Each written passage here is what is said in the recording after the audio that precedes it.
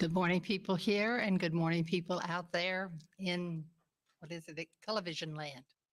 It's simply where we are.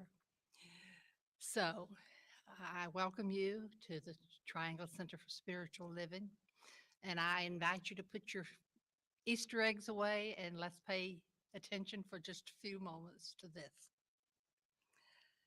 So, this says people are victimized by their belief structures, thoughts, and feelings about a situation often determine the quality of that situation in your life. Mere beliefs often create problems and difficulties. Whether an experience is going to be a tragedy or an opportunity for growth and development depends on the state of the individual's consciousness.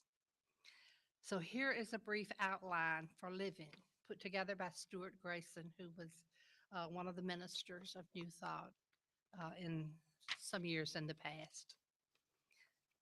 The number one, he says, live in conscious recognition of the universal principle of life. Two, realize that consciousness is the essence and the basis for all experience. It is the reality in you expressing as you and as your world.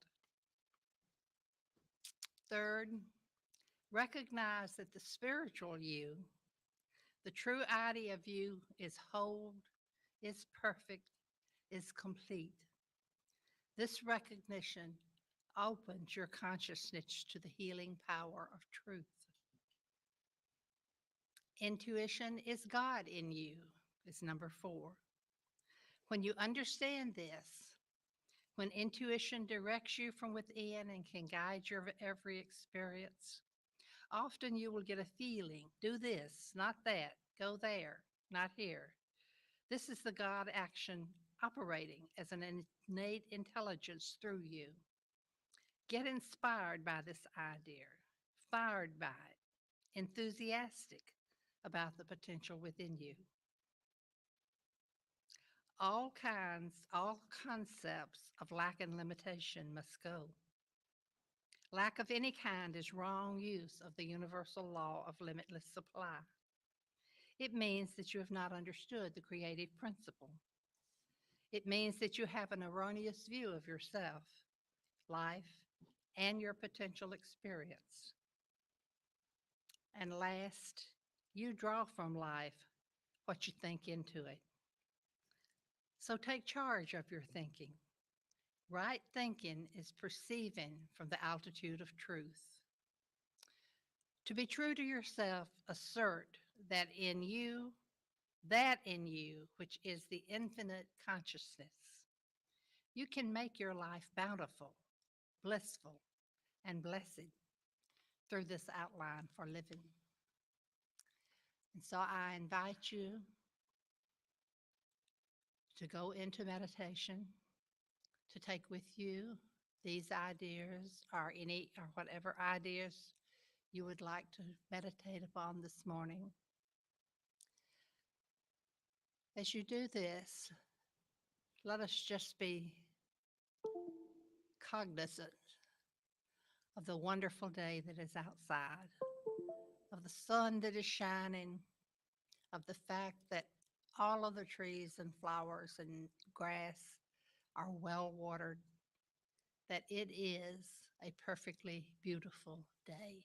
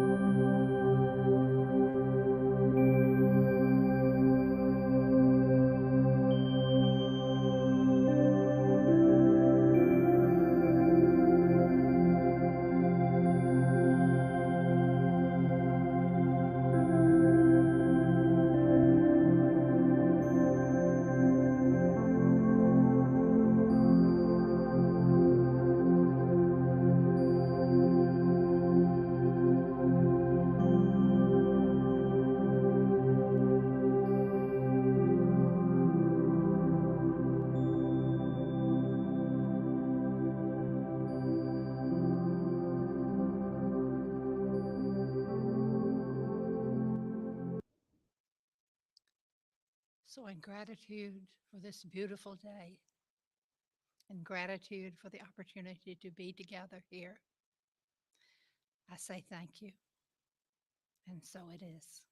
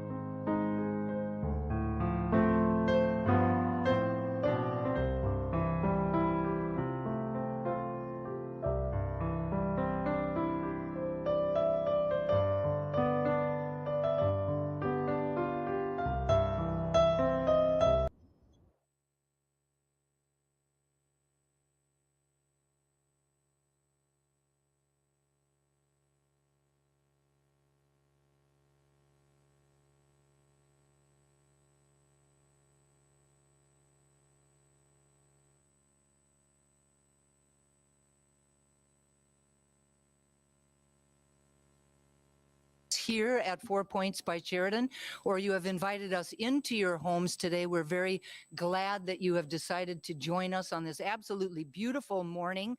After 2 days of constant rain, it's nice to see the sun again and to know that everything is so green and so in bloom that I absolutely love it. So thank you all for joining us. For those of you who don't know me, my name is Dusty Ripplemeyer, and I have the privilege and the honor of being this community spiritual director. We're part of a larger organization called Centers for Spiritual Living.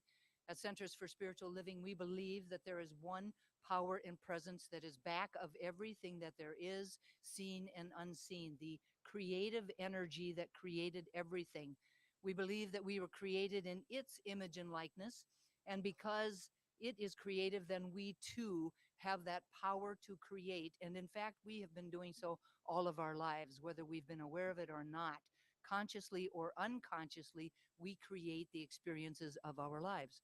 And so we come together on Sundays or Wednesdays, other days for social events or for classes to remind each other who we are and to support each other as we walk this spiritual path. So again, thank you so very much for joining us. Happy Easter. It's Easter. Woo! Now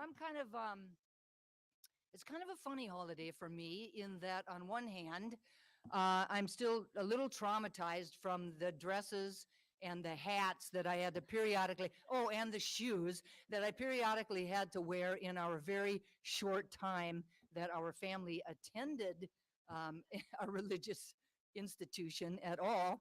And then I'm not a big fan of the candy. I mean, why would anyone put a whole bunch of maple stuff into a perfectly good chocolate egg and call it interesting or anything? And those peeps, I mean, what is the shelf life of a peep? That can't be good for you, right?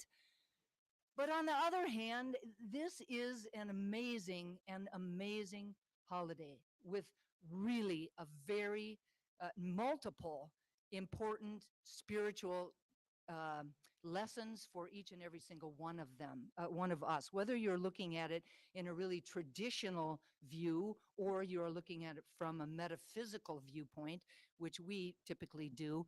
It is really an amazing holiday with some really great lessons for all of us. So I'm glad that you've decided to join us for it. Joan Chittister, in her book In Search of Belief, wrote, "The real lessons of resurrection may be its strangest, strongest one. When Jesus died, hope died. The apostles grieved the death of Jesus. The public was scandalized. The synagogue said good riddance to the troublemaker. The entire enterprise collapsed. But in the end, out of apparent failure came new life, stronger than it had ever been before. And so too for us. When one phase of life ends, a new one arises." And Eric Butterworth, in his book, Discover the Power Within You, wrote, "Metaphysically, Easter is the awakening and arising to spiritual consciousness and the Christ within us. When we are born again, metaphysically, we see a new spiritual dimension. From this spiritual place in our hearts and minds, we know the kingdom of God is within us, as Jesus taught, and anything and everything is possible. Through the resurrection, Jesus demonstrated that the life of God is changeless and eternal for each of us because of our divinity. With all the mysteries of life and death, we can trust that our souls are immortal." So happy Easter, everyone. And today's flower dedication, these absolutely stunningly beautiful flowers, is from Sandy Ross and Brenda Bush, and it's dedicated in memory of their father, Quincy C. Watson. They say, "Our father, Daddy QC, as we called him, passed away at age 100. He was a Renaissance man and caring and patient. He was a World War II veteran, a career cartographer at the Pentagon, explained our math problems, scraped snow from our car before we drove it, carried me up and down the stairs when I broke my foot in college, carried our luggage well into his 90s, and the list goes on and on. He cared for Mother hand and foot during her last years. Daddy QC was a prolific reader, always the gentleman, and just a wonderful and loving father. He is truly to be emulated. We love you, from Sandy Ross and Brenda Bush. Rest in peace, Daddy QC. Thank you very, very much to Reverend Betty Harris for her beautiful meditation that enlarged the container that our service will unfold within. Thank you very much, Betty. And speaking of Betty, let's welcome her back to the podium.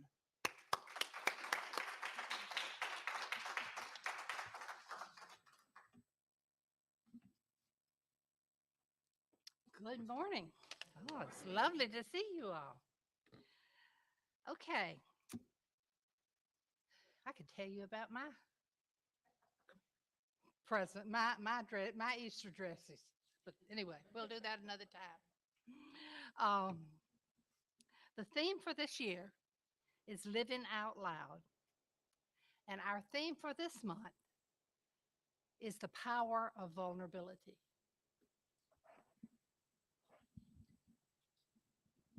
Thank you. Can you hear me now? If you can't, I can speak louder. Okay, Reverend Dusty's talk title is Good Friday and Easter Sunday, Stepping into the Power of Vulnerability Through Letting Go and Letting In. I am now going to read this community's purpose statement. This is our reason for being here. Our purpose is to inspire, educate, and empower individuals to experience themselves as unique and individualized expressions of God, the love intelligence that governs the universe. We are committed to not merely a theoretical understanding of our oneness and unity with God, but to consciously practice this truth in our everyday lives.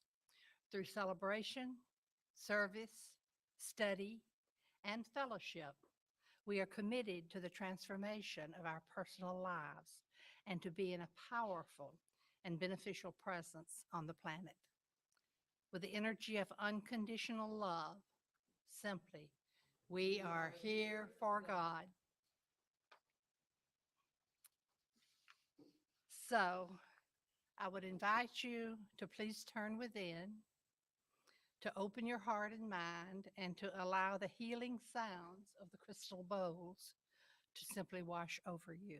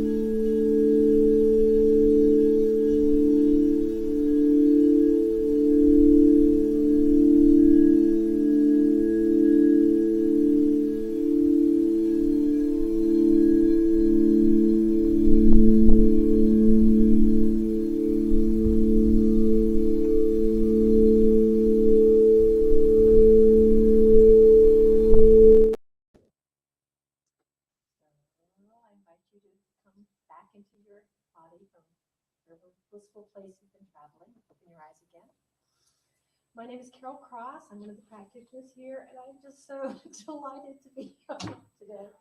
We have a full house here, and I'm sure we got a full house online, and it fills my heart. So I would like to ask Marjorie and Chris to come up and help us with our blessing of all faiths, because of course Easter is not the only big religious holiday that's being practiced right now, and we love them all, and we recognize them through this ceremony. The Triangle Center for Spiritual Living honors the diversity and threads of truth that run through all spiritual paths, as represented by this ceremony. Christianity is the path of Christ consciousness, love, and forgiveness. Buddhism is the path of compassion and understanding. Judaism is the ethical path of living by sacred law. Baha'i is the path of unity and peace. Islam is the path of submission to the will of God, the highest calling. Confucianism is the path of deliberate tradition. Taoism is the natural way, the path of ultimate reality. Native American practice and shamanic traditions are the paths of primal spirituality. Shintoism is the path of tribal ancestry. Hinduism is the path of knowledge, action, and devotion. Science of mind and spirit is the path of the divine principle of love and law. And the heart represents the one heart, the one love that resides at the center of all people and all beings everywhere, with no exceptions. May peace prevail on earth through the followers of all paths. And so it is. So thank you all so much. All right.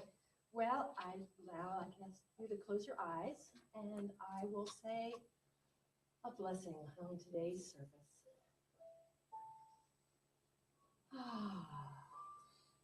And going within, man, am I aware of that one heart within me that is so full today? Full of love, full of peace, full of unity and joy, prosperity, power, and wisdom. And that is because I know that I'm not in touch with my little heart. I'm in touch with the giant heart that is spirit, or the one, or unconditional love, or God, or whatever name we call that great thing that created us as a manifestation of itself, created all things, seen and unseen. The power and the presence and the energy that flows through me, that flows through everybody participating in this service, that flows through everyone, every being, everything, every thought, every wave in this entire universe. And I know that it is good because it is God. And I revel in that today. And so knowing that is the truth that in which I stand, in which all of us stand, I know that today's service will unfold like a miracle, an everyday miracle, which is the truth of our lives when we slow down and look at the truth. I say a word of blessing on John and Diane Carnes, who came early to help set up and who've been such great hosts and hostesses today. A word of blessing on Heather, without whom so many things could not happen. But in particular, at this moment, you wouldn't be hearing or seeing me. Well, if you were here, you could see me at least. But the one who makes sure that these words are translated or transmitted into time and space, and does it so well. A word of blessing on Cindy Johnson, our resident angel of music. A word of blessing on Reverend Dusty, who is that unconditional loving heart incarnate, and who I know will uplift and enlighten us today with her words. And I say a word of blessing on every one of you here in the room, connected over the magic of technology, either now or in the future. Because today's event is one of co-creation. This is a community service. It is not about just those of us that you see on the camera. Everybody's heart, everybody's love, everybody's energy, everybody's wisdom flows together to create today as a magnificent event.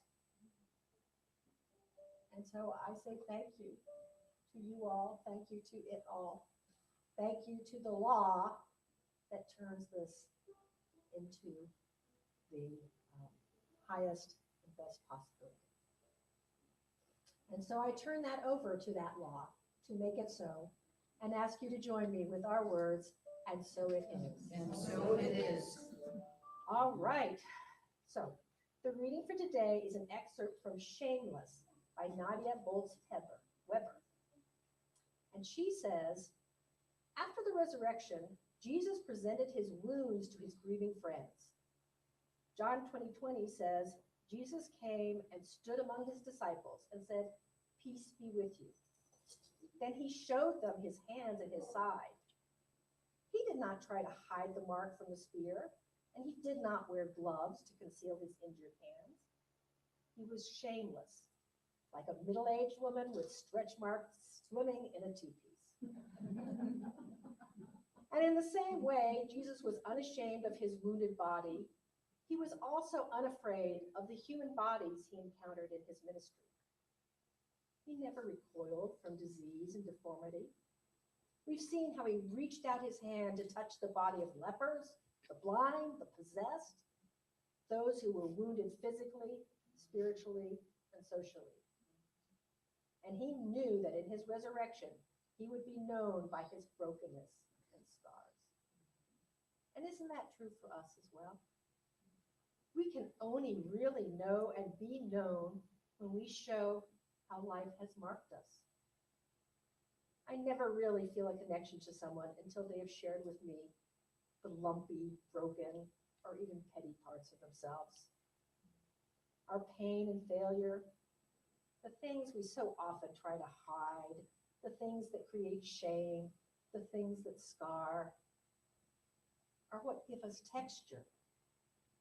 And without texture, there is nothing for others to connect to. And so it is.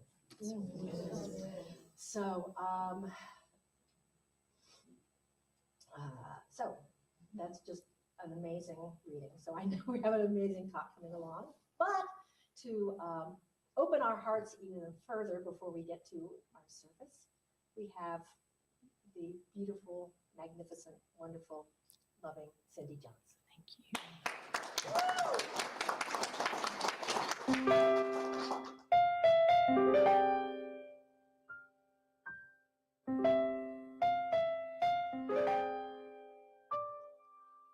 It's all about allowing peace within, and absolute surrender, so that serenity begins. For when the storm subsided and calm becomes a wave, it's all about allowing it to stay.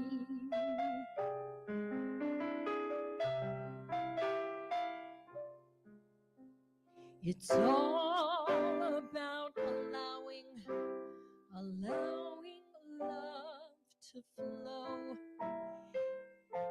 setting down your burden and just just simply letting go.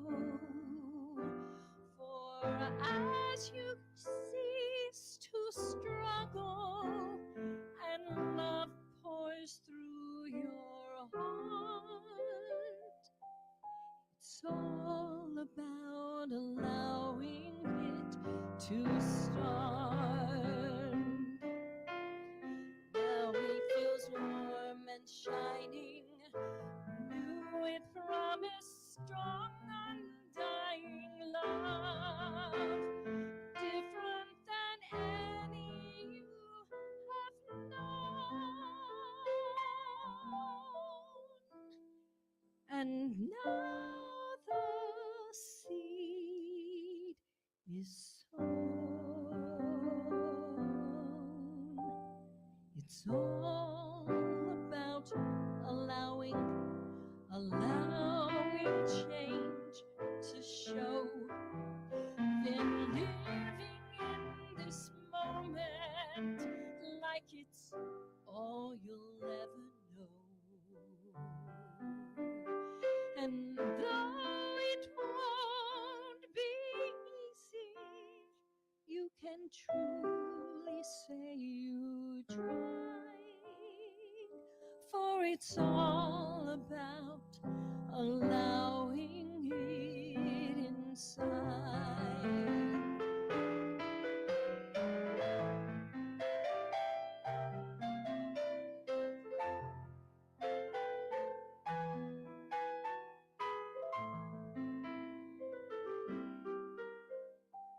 And now the seed is sown.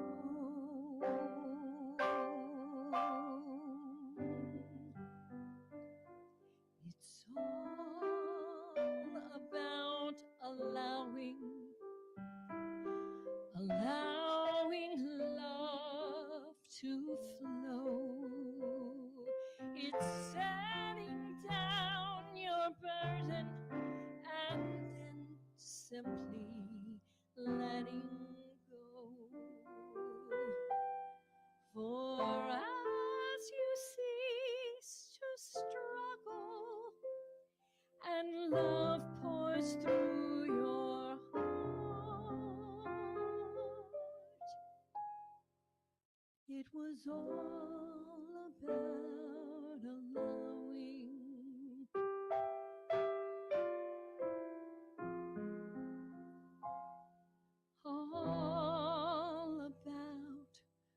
allowing it to start.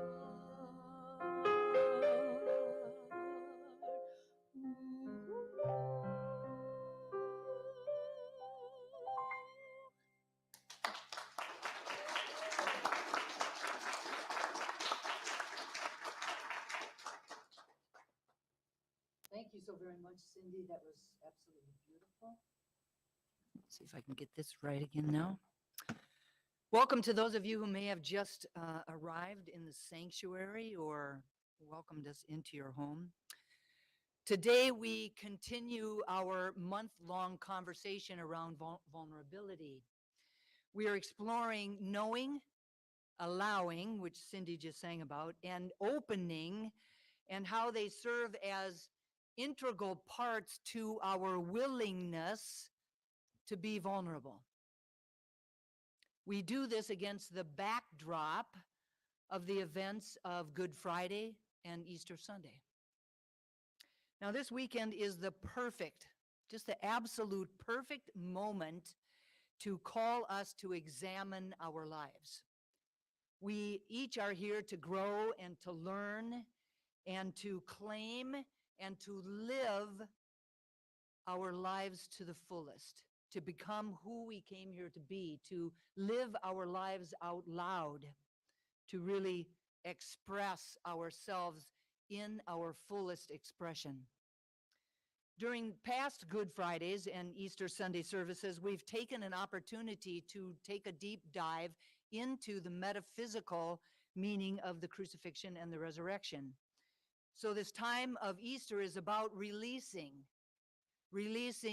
old fears or doubt or resentments or worry or old beliefs or outdated patterns that no longer serve us, and affirming that the resurrecting power of life is now lifting us up and beyond our fears and our uncertainties and any lack or restriction that we may believe that we have.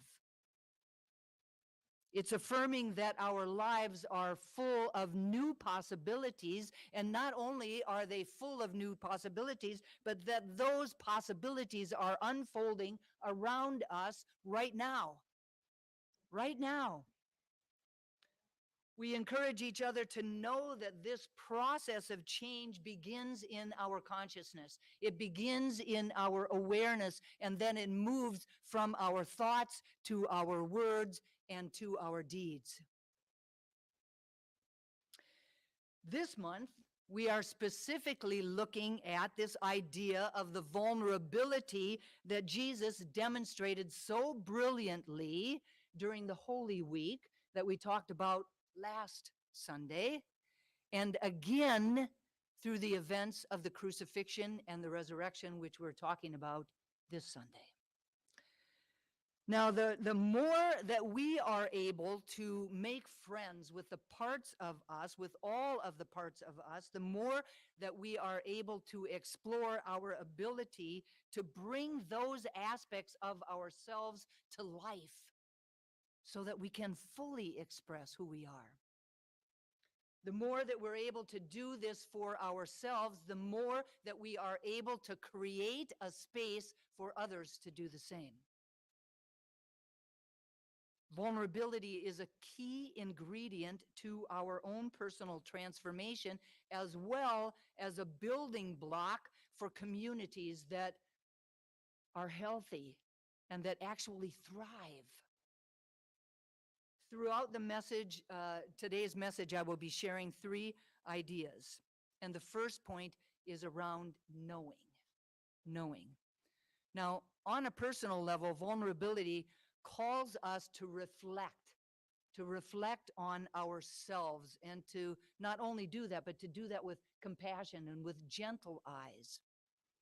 To be willing to observe all parts of ourselves, those that we are super excited to share with other people, and those that we would really rather stuff into a closet and lock the door. Knowing is a key aspect of vulnerability in the ever-growing, ever-evolving awareness of who we really are. It represents the fullness of our own individualized expressions, that expression that we were created to be.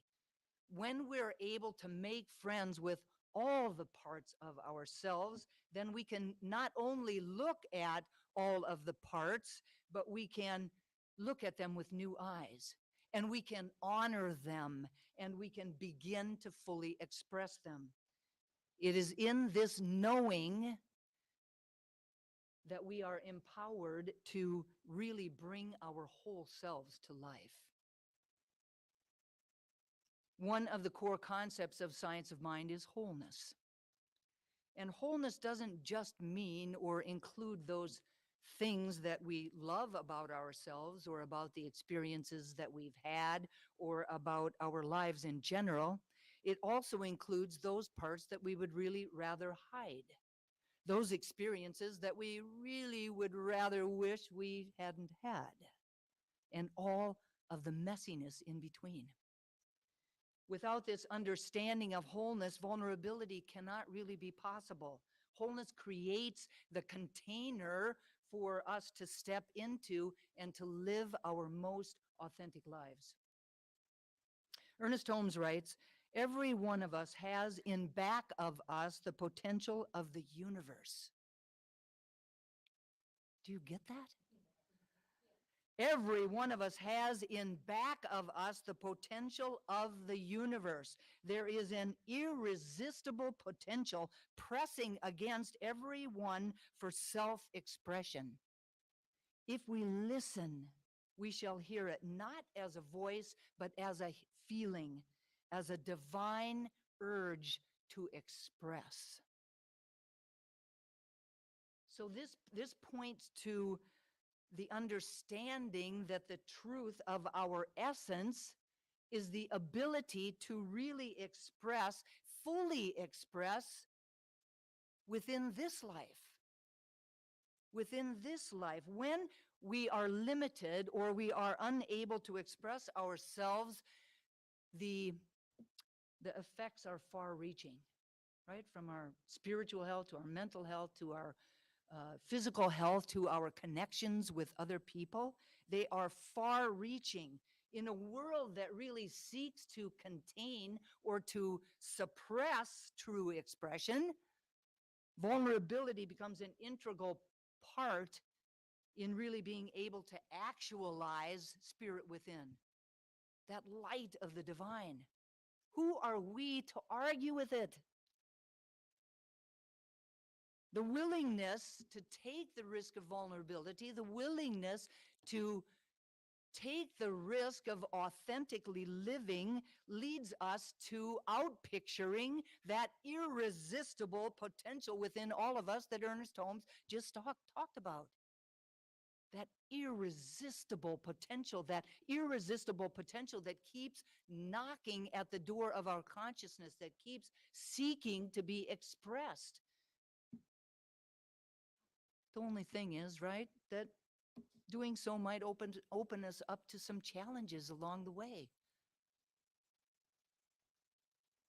But what if those are the challenges we absolutely need? What if?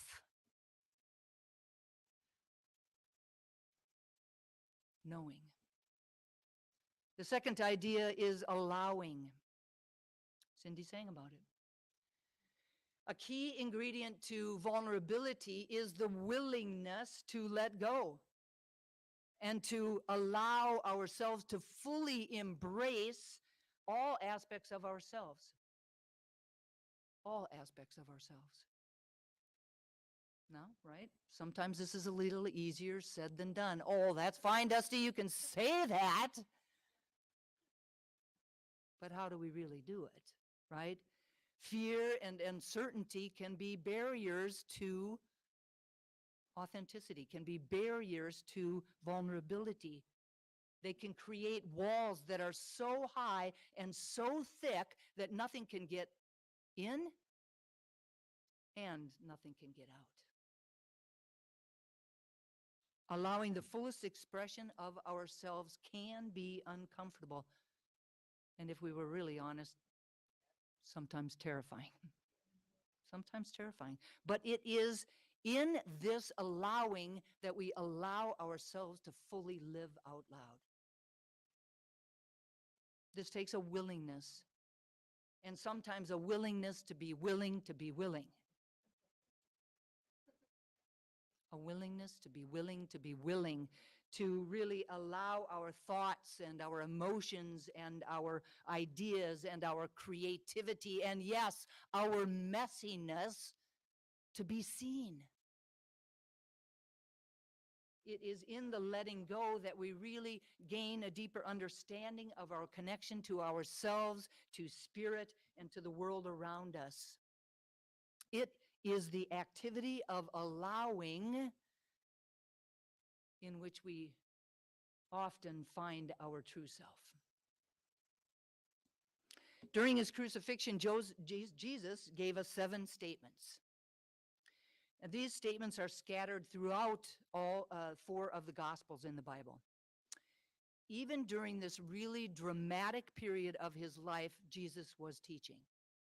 And as within all of his other teachings, there are some very significant spiritual insights which are necessary for our continued spiritual growth and unfoldment. Now, a few of them are really appropriate for today because they speak to the vulnerability that Jesus demonstrated during Good Friday and Easter, during this weekend, right? In Mark 15, verse 34, Jesus says, my God, why hast thou forsaken me?" Here, Jesus is really teaching by making an example of himself. So he spoke the question to show us really how often that question is in our own hearts. The question starts from a wondering within us why we are feeling so separate from God. Even when we know better, that feeling can come creeping over us before we're even aware of it. Then all of a sudden, there it is. We wonder why we once again feel that God has forsaken us. We ask why. Mostly it sounds like, why me? Why me? Why not somebody else? Why me? It happens to the best of us. So the invitation is to not make our feelings wrong. Don't make our feelings wrong, but to move through them and to move through them with faith. The reality is we can never be separate from God. The clouds might be over the sun, but the sun is still there. It doesn't go anywhere. This is not an invitation, right, to engage in spiritual bypass or to sweep our feelings underneath the rug, but to know that because God is always right where we are, that we are free to express our feelings, and in the authentic expression of our feelings, we are set free. We are set free. Often our deepest dives into our darkest moments are the most powerful and transforming journeys that we could ever take in our entire life. To do this takes vulnerability. In John 19, verse 28, Jesus says, I thirst. This is an affirmation of a need. It is an asking. The statement was immediately followed by the meeting of that need. Jesus was in that moment given something to drink. Jesus had previously taught, ask, and ye shall receive. Here he gives us an example of practicing what he preached. There are times when we find ourselves in a situation where things look hopeless. During such times, what should we do? Jesus taught us, yes, ask and ye shall receive. Amy wholeheartedly agrees. It's the asking that is often so vulnerable. To admit to another that we need some assistance for anything, to admit to someone else that we need anything at all. It's a vulnerability. It's a moment of vulnerability. In Luke 23, verse 34, Jesus says, Father, forgive them, for they know not what they do. This is what loving the persecutors looks like. To make a public declaration that a person doesn't know what they're doing, could be kind of come off as belittling a little bit, right? But this was not that. This was dripping with love. Jesus looked into the heart of his killers and saw their frailty. He looked at them and saw their brokenness and their foolishness. And in the middle of great agony, he reached down with compassion, further opening himself to ridicule in a display of incredible vulnerability. Now, the third idea is opening. The third idea is opening. Vulnerability opens the door for all kinds of possibilities and experiences in life to rush in. To rush in. You know, if we're not open, how can you receive anything, right? Your hands have to be open. Your hands have to be open. We have to be open. Our hearts have to be open. Our minds have to be open. Now, this isn't to say that all of these experiences are ones that we're super excited about having, but our ability to open, even when it is difficult, gives texture and color to our lives.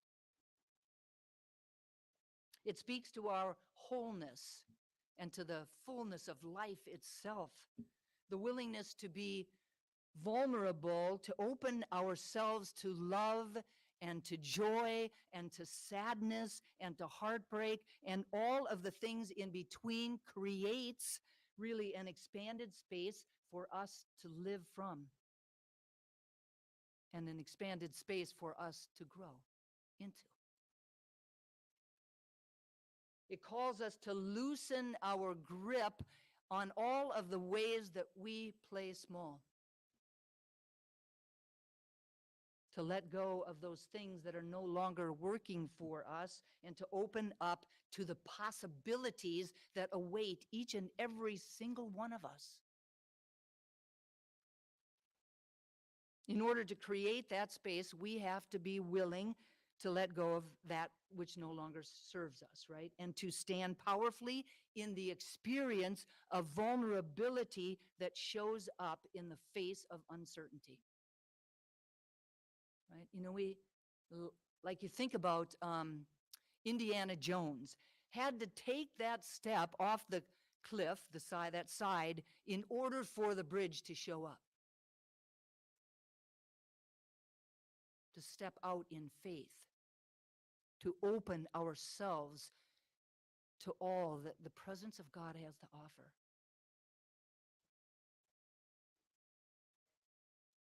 Amen.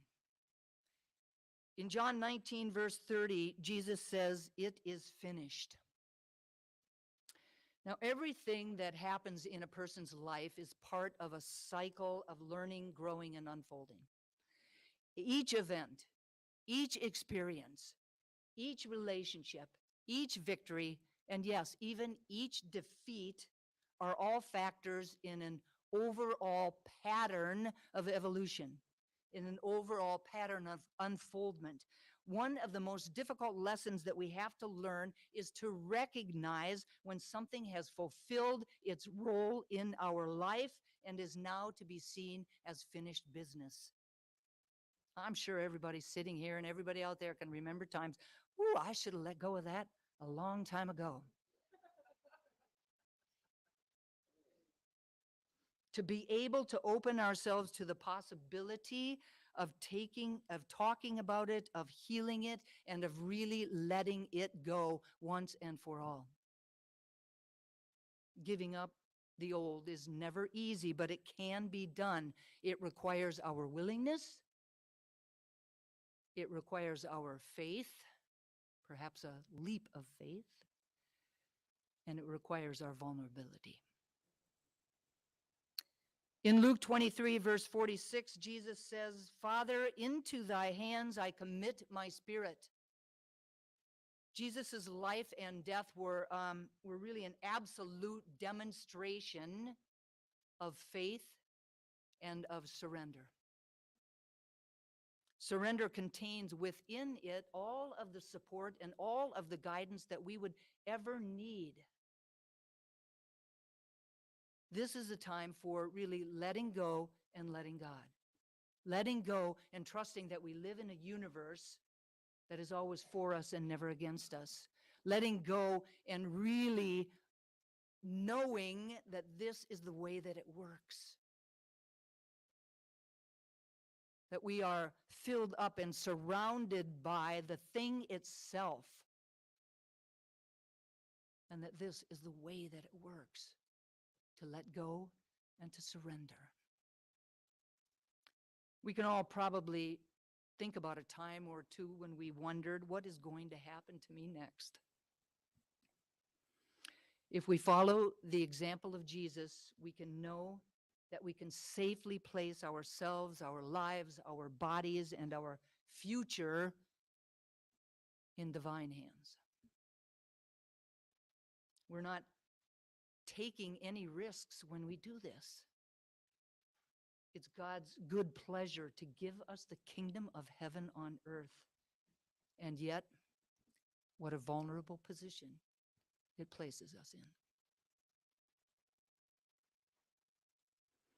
This weekend not only represents a letting go, but a letting in, and both require an infinite amount of vulnerability. Resurrection is about rolling the stone away and letting the light of truth in. This time of Easter is about affirming that our life is full of new possibilities and that those possibilities are unfolding for us right now. Look up the word vulnerability in the dictionary and you will find Jesus' picture there. He took on the religious establishment. He confronted and cast out demons. He unflinchingly rode into Jerusalem on Palm Sunday, knowing that he was going to die on Friday. He cast out the money changers in the temple. He tenderly washed and dried the feet of his disciples, and he courageously confronted them and then asked them for their assistance in the Garden of Gethsemane. Jesus' vulnerability reached really a climax not only on the cross, but also in the resurrection.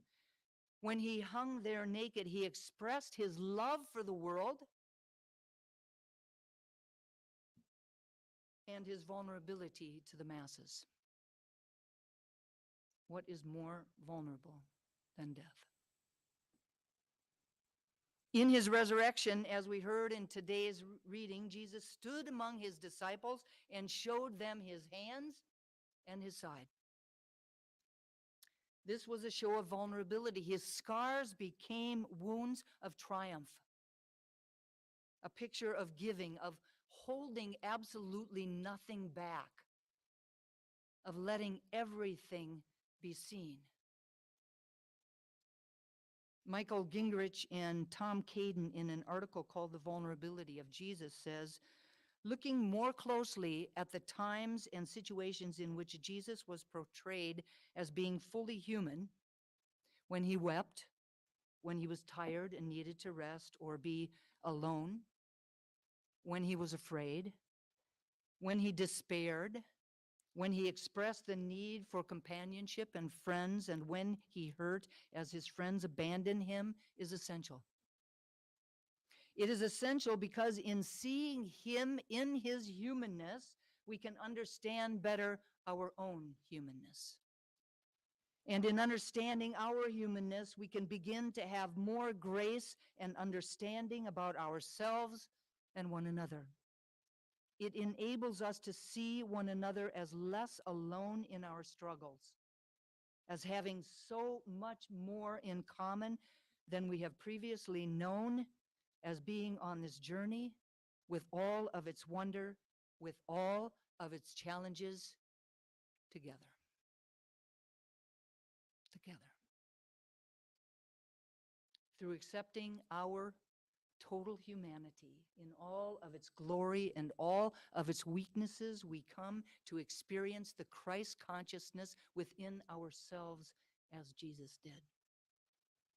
We begin to understand that the way to live our lives to the fullest is by picking up the cross with a heart of humility, with a heart of vulnerability, and with a heart filled with unconditional love. It is important to remember that we are being asked to follow the teachings of Jesus in our own lives, the ordinary moments of our own lives. The bottom line is that expressing human emotion is really a natural thing. It's what makes us normal. It's not weak to say that we are scared or to indicate that we are uncertain or to be open about our insecurities. We remind others that we have been created to share with one another, to be connected to one another. Our joys and our sorrows, our happiness and laughter and our tears, our successes and our struggles. when we are only willing to open up about what is right in our lives or what is going well, and not able to share when we feel sad or we feel lonely or we feel less than good enough, then we deny ourselves that healing. We deny ourselves that connection with each other. We deny ourselves the support that we all need. Probably the best place, not always the easiest, but the best place to start practicing the discipline of vulnerability is with our inner circles, those friends and family members that we love. They know us all too well to really hide the walls of pretense that so often dominate our human interactions with each other. If we allow it, this could also be the space where we learn to relinquish the habits of really letting our agenda drive the conversation, or letting our fears interfere with really being connected, or really our need to control undergird all of our conversations.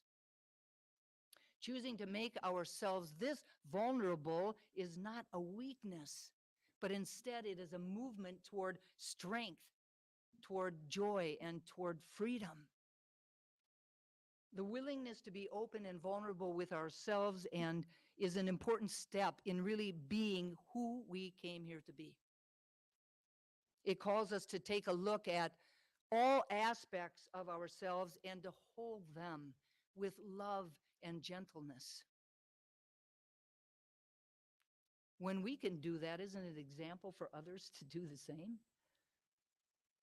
But so often we find it so much easier to do it for others than to do it for ourselves, but we really need to be able to do it for ourselves. As we begin to make friends with ourselves, we're empowered to let go of those things that no longer serve us and to really be authentic with ourselves. Today, the invitation is to really embrace the wholeness of life and to explore ways to allow our understanding of that wholeness to really drive our willingness to be vulnerable, to drive our willingness to be authentic, and to really develop deep connections with one another. By doing so, we are able to live our lives out loud and to invite others to do the same. And can you imagine a world like that? And so it is.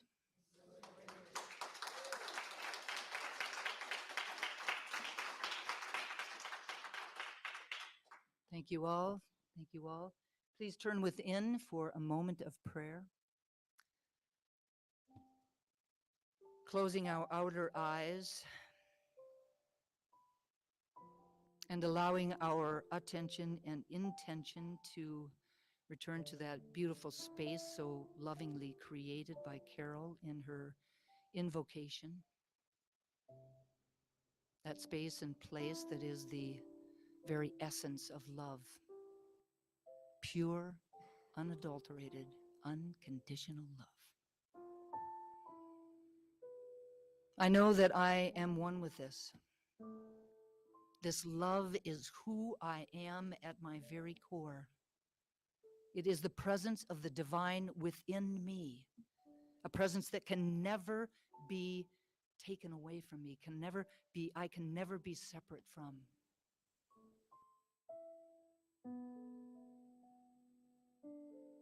And just as I know that this is my truth, I know that it is absolutely the truth of each and every person sitting here today, each and every person online, each and every sentient being on the planet.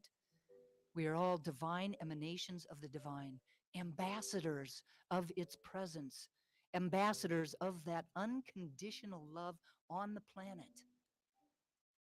This is who we have come here to be. This is what we are to bring to the world in our own unique and wonderful way. A way that no one else can do because they are not us. No one is me. I am no one else. And so, what I claim for each and every single one of us is a knowing that we find it easy to take the time to find out who we really are, to know who we came here to be, beyond the masks, beyond the domestication, beyond anything that anyone else has ever told us to be. Who are we? And to step powerfully into that by really embracing all of the different parts of ourselves, the parts that we like and the parts that we don't like so much.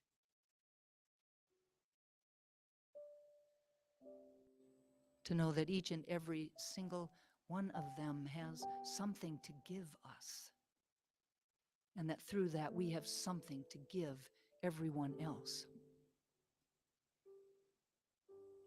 Claim ease and grace around allowing ourselves to really let go of that which no longer serves us, to be willing to really do the inner work to know what that is and to heal those wounds,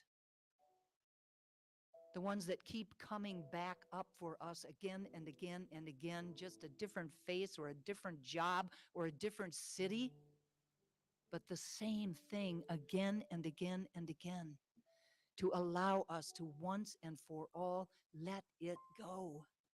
It is finished.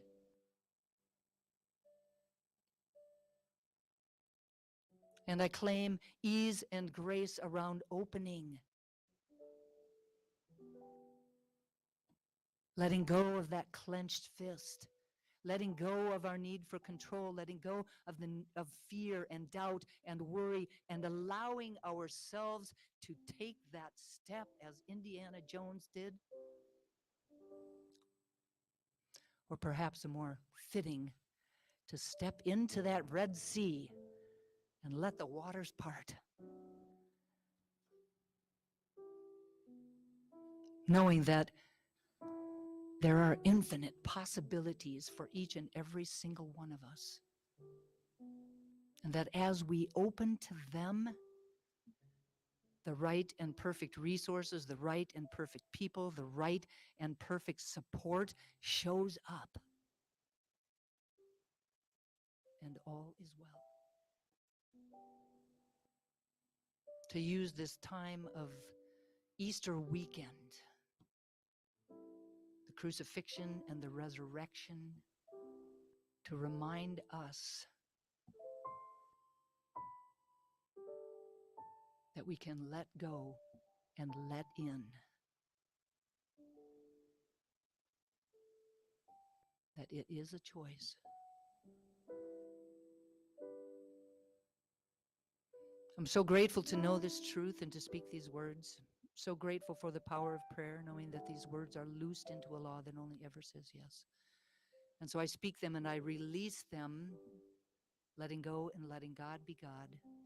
And I invite all of us to anchor this prayer for ourselves, for each other, for our community, and for the world, simply by saying, and so it is. And so it is. Amen. Thank you, Cindy. It is now time for our offering. This is a time every week where we give financial support to allow this community to continue to be a beacon of light and warmth and love in the Greater Triangle area.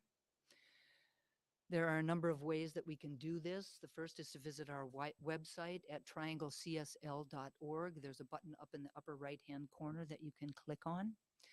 You can text the word GIVE to 919-230-8445, or you can mail a check to our office at PO Box 4062, Cary, North Carolina, 27519. I thank you ahead of time for your generosity. We would not be able to do what we do or to thrive as we are thriving without your generosity and the giving of your time, talent, and treasure. So thank you all so very much.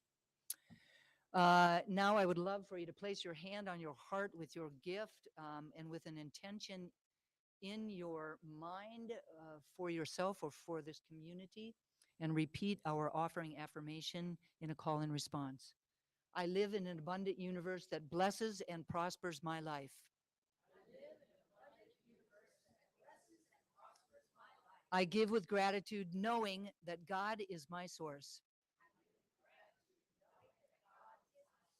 And so it is. So it is. Thank you all so very much. And now please welcome back to our piano the awesome Cindy Johnson.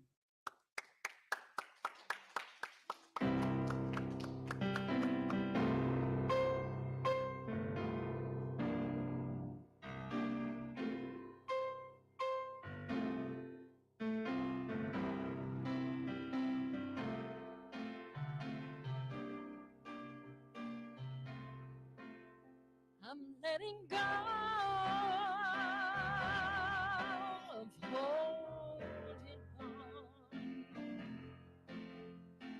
God is my shepherd, I shall not want. I'm letting go, holding on, seeking first the kingdom of God. I let go of the feelings that feed on I can breathe. I let go of the reasons keeping me in need. Let go of the fear never enough, and I stop holding on to what is not enough. I'm holding on, I'm letting go of holding on. God is my shepherd, I shall not want. I'm letting go of holding on, seeking first the kingdom of God.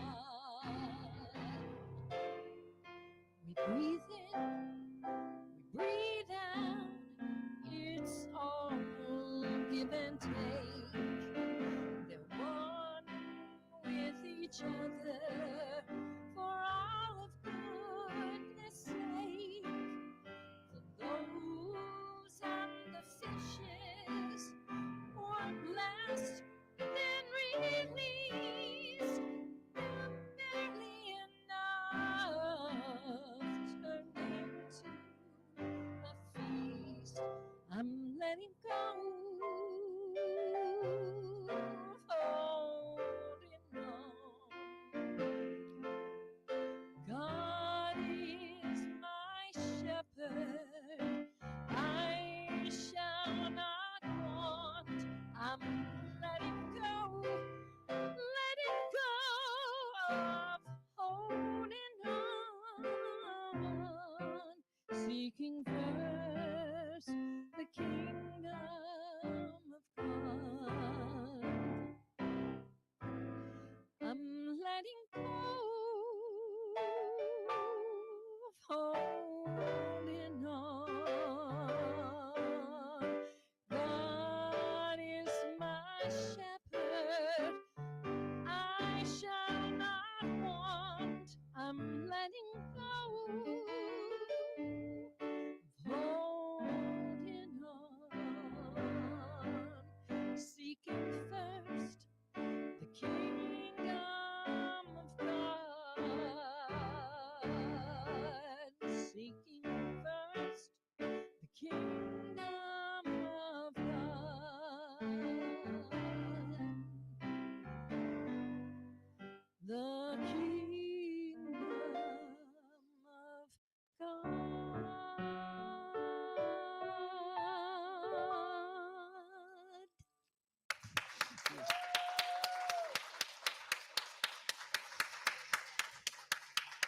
Thank you so much, Cindy.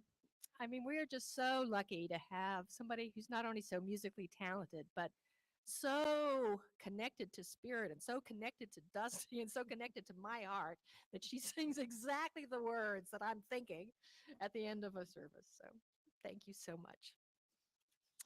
All right. So, if anyone would like prayer, please go to our website, trianglecsl.org. On the homepage, there's a button in the upper right hand corner. Click on that button and fill in the request form.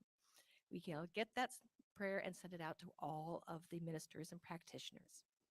And remember, Dusty told you, or Jesus told you, that one of the best ways to practice vulnerability is to asking for help. So if you are going through something that we can support you in through prayer, please reach out. All right, I know everybody was touched and inspired by that beautiful flower dedication this morning.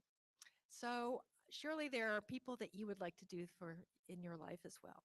So if you would like to do a flower dedication, you can contact Heather Abbott at info@trianglecsl.org or Reverend Dusty at dustyripplemeyer@yahoo.com. Now, one of our special ministries is our outreach ministry. And their goal is to assist the underserved in our community. And right now we've got a project going on. We are collecting hygiene supplies for an organization called Oak City Cares.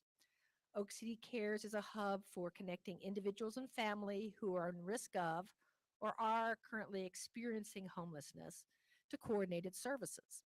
So what we are doing is we are collecting hygiene items and some other household items and things to provide to some of their people. We've got outside on our desk, we've got a sheet that looks like this that tells you all the things that we're looking for. We've also got it on the website and our emails and things like that. And we will be collecting those here until the end of April. No, yes. So,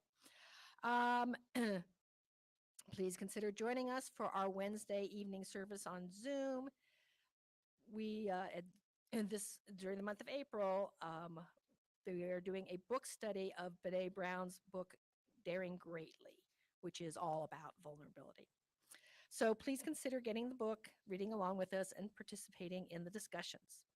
Our Wednesday services are a great midweek pick-me-up and a reminder of who and we can powerfully be in the matter of our lives.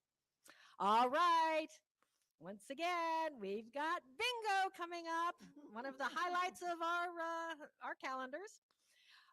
So bingo night will be Friday, April 14th at the Lodge at Crossroads. It begins at 6:30. We'll go on until 9:30. And we got the cash. We got the money. So it's only $5 for 3 bingo cards and their snacks, although we ask you to bring your own beverage, and only $1 for every additional card. You can pay at the door, but please RSVP to Triangles, TSC. Anyway, just reply to Heather so that she knows how many people to get snacks for, okay? Oh, and kids play for free. So you don't want to miss that. And speaking of resurrection, we are bringing back another of our favorite TCSL traditions, the Wise Women Tea, which will be held on Mother's Day, Sunday, May 14th. So those of you all who've been around pre-COVID know what a really special event it is.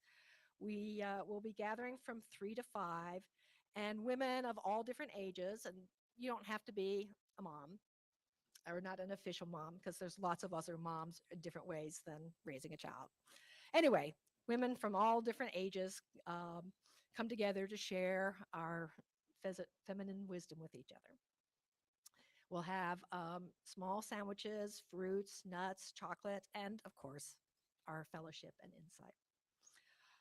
So, you can go and have Sunday brunch with your family after the service, and then send the kidsitos off with the menfolk and come and join us and spend a couple of sacred hours wrapped in the love and wisdom of the women of our wonderful community.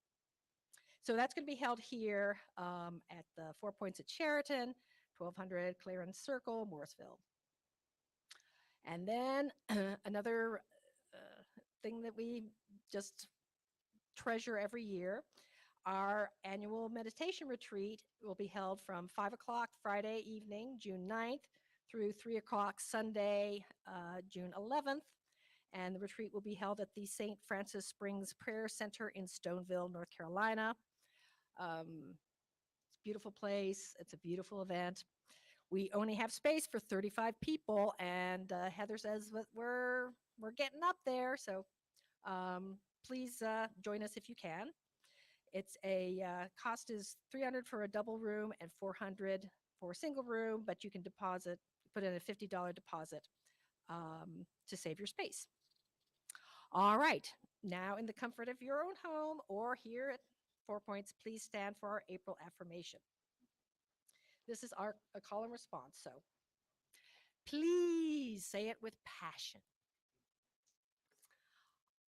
Authenticity and meaningful connection are born out of vulnerability.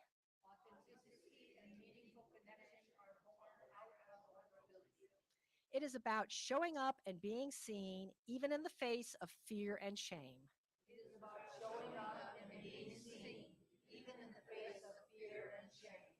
My willingness to do so is fueled by my awareness of my connection with Spirit.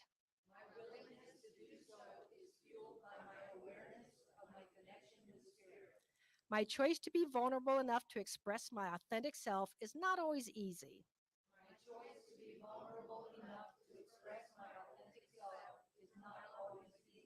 However, transformation can only occur when I bring my wholeness to life.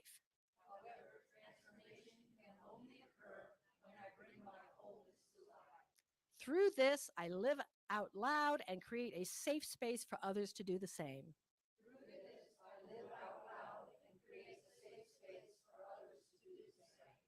Vulnerability is the bridge to a world that works for everyone. This is the work. This is the call to action. Today, I fully step into the power and possibility that vulnerability brings.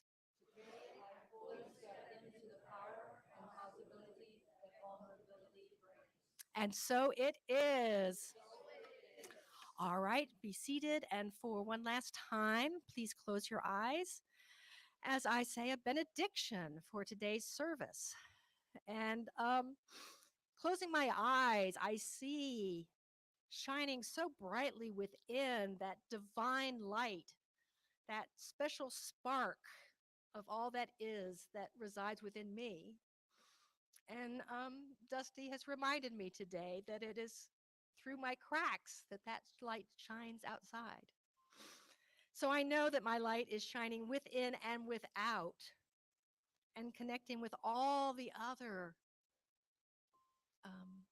centers of all the other special sparks of the divine in this room, in this community, in this world.